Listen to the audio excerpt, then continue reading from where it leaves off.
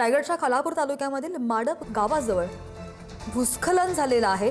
डोंगरावर झालेल्या ढगफुटी सदृश्य पावसामुळे भूस्खलन झाल्याची माहिती आहे। गावातील 150 कुटुंबियांचं सुरक्षित स्थळी स्थलांतर सुद्धा केलं गेलेलं आहे।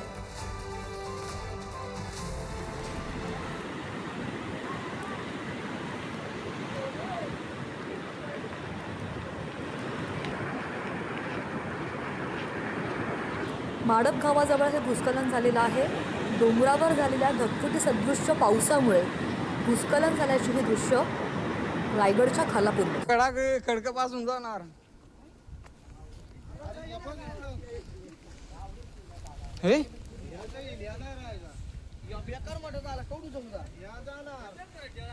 हे पूर्णच